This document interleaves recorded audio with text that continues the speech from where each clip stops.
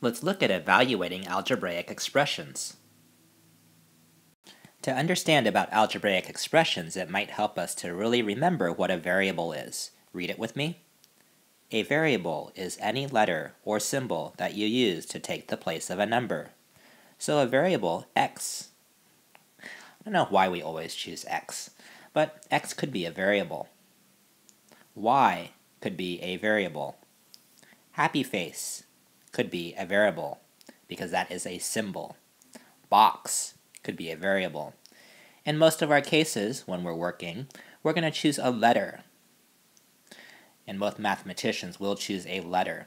And you'll notice that the letter is lowercased. So we might choose S, M, Z. I might choose my favorite letter, C, and you can guess why. So a variable, again, is that letter or symbol that you use to take the place of a number. So we've got another definition here of an algebraic expression. An algebraic expression contains a variable. And then so this, right here, if we write out 3 plus n, that there is an algebraic expression. Remember that expressions do not have equal sign. 8 times m is also an algebraic expression. We also might have the expression like this here. We might say this, and then how do we read that? You know how we read that? We say x squared minus 3. Some number squared minus 3 is the expression there if I was to talk it out in words. Up here is another expression. 2r plus 3 is how I would read it. 2 times some number plus 3. Remember, when we write 2r, that means 2 times. Final expression, and then we'll move on. This says 15 minus m, 3 of 15 minus m. So it's m less than 15 times 3. That's how it is what we would talk about this expression here in words. I might be given the expression 3 plus m and be asked to evaluate it. It would say, so if we're evaluating an algebraic expression, we want to try to figure out how much it's worth. Now, if I looked at this and I say 3 plus m, 3 plus m, you know what? I'm looking at it. Do I know what it's worth? I would only know that it's worth 3 more than some number. But unfortunately, with that variable, that's why it's called a variable in the first place, is because it can vary. Do we know what m equals? If m equaled 20, then we would be able to evaluate this algebraic expression. But since it's variable, we need more information. If m was 7, then I know that this would evaluate to 10.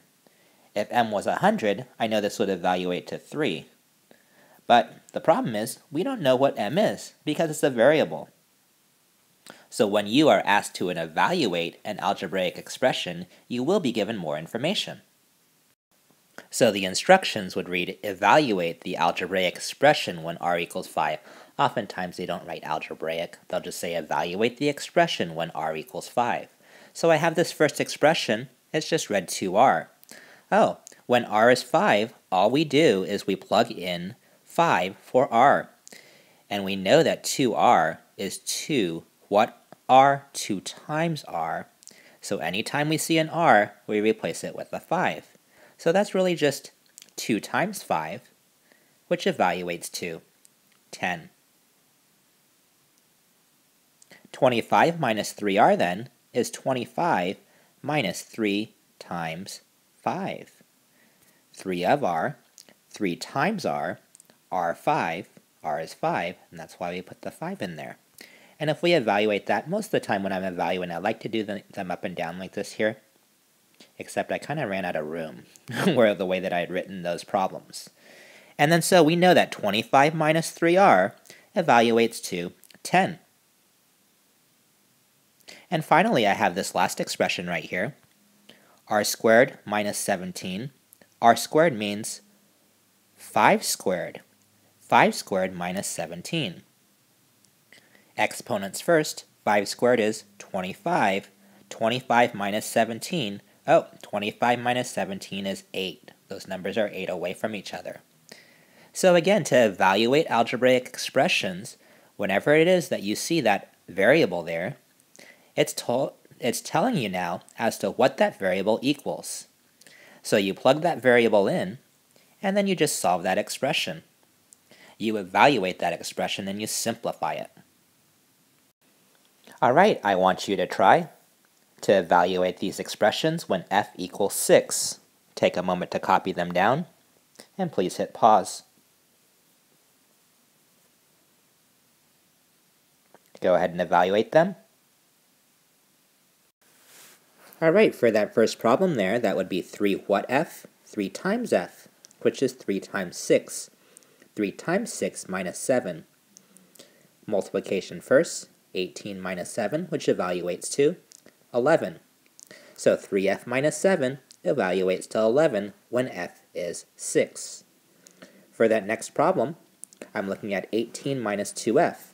2f is 2 times f, which would be 2 times 6. 2 times 6 is 12, and 18 minus 12 is 6. And then so that expression evaluates to 6. Finally, I have 2 of f divided by 2. I start within my parentheses. 6 divided by 2 is 3.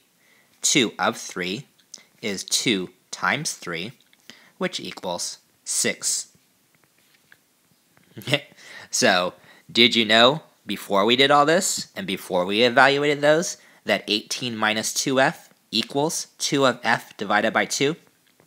Probably not. I didn't even know it. Okay, we're going to go ahead and review. Here's the instructions. It says evaluate the expression when m is 8. This is the expression 6m minus 11 times 2, where m is the variable, where 6m means 6 what m? 6 times m. Anytime we see an m here, we're going to go ahead and replace it with an 8. Is 6m equal to 68? Oh, please don't do that. That is a very common mistake. It's 6 what 8? 6 times 8 minus 11 times 2.